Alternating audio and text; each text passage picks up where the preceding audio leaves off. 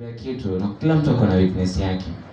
So nikaenda nikauliza Mungu, kwani nini hiyo ni nini? Yeye wana wake mbona hizo challenges na kama zinanipata. Akaniambia shida si mambo ya kuomba, utaomba sana yes, utafanya kila kitu yes. Lakini shida ni you fear to face your challenges. You fear to face your challenges. So akanambia na kuteach na uteach wengine. Sasa siku moja nikamwambia preach, nikashangaa nenda na preach nini hawa watu. Nikasema basi enda kuambia the same. You fear iko kwako pia, iko kwa wengine. Na confirmation before ile Sunday iliyojana Pastor Joseph ule mwingine aka preach about in weekdays Friday about fear. The same issue na kujana mama anasema the same fear. So katika hiyo kula mambo ya fear, God akanionyesha kitu hadi kwa maombi. I think naweza pata nani? Acha nitumie tu mfano ya mtu sawa. Shuki hapa lakini nataka kutumia mfano wa mtu. Christopher Njo. Ama kama pastors ama kama utumishi kwa bishop, ile sauti ya Mungu ni ya kila mtu. So kila mtu anafaa kuisikia sauti ya Mungu. Lakini sisi tunamtarajia kwa masikio. Na kila mtu ako tofauti. Kuna mtu ataongeleshwa kwa masikio, kuna mtu ataongeleshwa kwa ndoto, kuna mtu ataongeleshwa kwa kuona, na kuna mtu ataongeleshwa na dhamira. Naona lazima dhamira yako ikuwe bado Mungu anakuongelesha. Unapata wengine ni walevi lakini unasikia dhamira yao haiwaruhusu. So akaniambia kuja kwa muombi, akanionyesha stage ngapi? 4. Akanifanya ni understand stage 4. So kaniambia step moja tu hapo. Akaniambia step ya kwanza ni distraction. Wakati naambia mtu ajiseparate na watu aende akombe peke yake bedroom, huwa nataka ajitoe kwa distraction. Step ya pili stamina. Akaniambia stamina ni stage ya pili. Stamina ni kumaanisha that umeconcentrate. Tunapata watu wengine kwa maombi wanashindana jina moja. Extra wanajiuliza sana. Mtu anaweza shinda speaking tongues. Tunashangaa kwani huyu mtu anasema nini? Akaniambia there is a place where inafika stamina ambao unaona hizi vitu nyezuko huko hivi around au zisikie umeconcentrate na maombi. Ndio maana unaambia ukiwa kanisani ukiwa na mtu mwingine kujifanya mchune uonekana jifanya. Acha ku pretend, sawa? Ukiona mtu akifanya deliverance hapo wengine wanajifanya. Nakumbuka kuna kijana aliniambiaga tulilaga church fulani akona watu wanafanya deliverance anaanguka. Watu wakaanguka. Sasa nikambakia amesimama. Akaangalia akasema, "Oi!" Na amejifanya. So step ya pili ni stamina, si ndio? Concentrate na yenye kwa around, uimba nini hata kiguzo yako kwa maombi. Stage ya pili kanyaga, stage ya tatu charging. Hapo ndo una feel anointing. Hapo ndo mawimbi inakuja inakubeba inakupeleka to the presence of God. Hapo sasa unaanza kuona mtu akispeak language moja.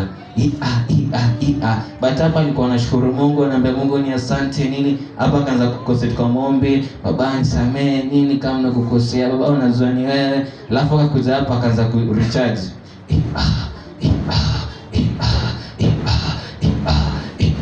Nasikia is recharging. Akirecharge then anasikia the Holy Spirit anamchukua anampeleka in the presence of God, anasikia sauti ya Mungu. Mungu anampa instruction, anamwambia ombea kitu, ombea hii na hii. Akaniambia sasa Christopher fika step ya 4 ni voice sasa. Umesikia stage ya 4, si ndio? Aya, umesikia usimuona Richard. Ni hivyo turudi nyuma nikuonyeshe sasa. Richard njoo hapa. Alafu akanyaga hizo step. Jaribu kwenda kwa Mungu. Jaribu. Mbona hizi enda?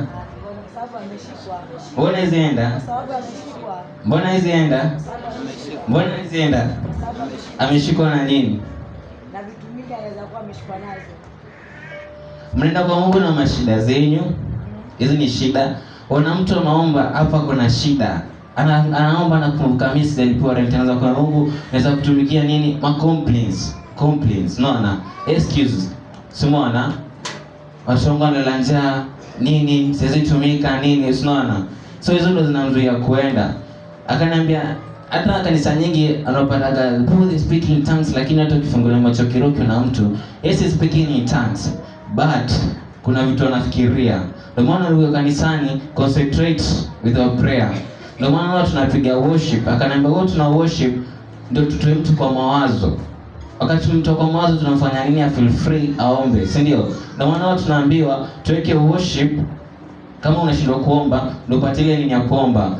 Akikuja bwana kuja na stress, proudness, kiburi, hizo zote simuona yenye mambo hata sitaki kurepeat, yenye wao wamesema asubuhi, si zote.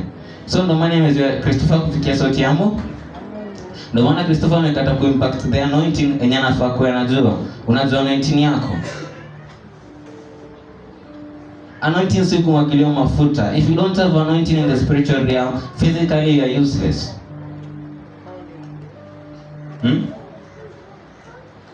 Sidio?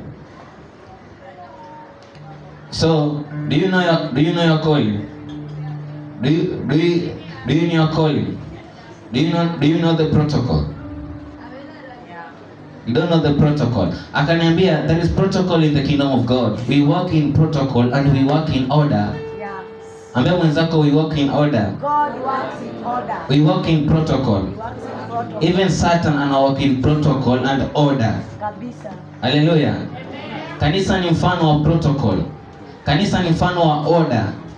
Ndio maana hapa kuna chairmans na kuna another pastors. Na usipotambua chairman, umetambua the protocol and the order of this church. Usipotambua chair lady, umekata kutambua mama. Umeelewa? Hizi ni kitu niko nafanya preach kitambo, lakini naelezea hivyo kwa kanisa. So akaniambia in the kingdom of God we have protocol. Ndio maana kuna hii stage. Ingekuwa basi kila mtu anafasikia sauti ya Mungu, si kila mtu angekuwa anasikia sauti ya Mungu. Si ndio? But why? They don't understand the protocol and the order of God. Understand? So unapata mtu kanisani anaomba, yes, akaniambia hadi kupitia challenges, unapitia shida fulani, still it is a protocol and order of your destiny.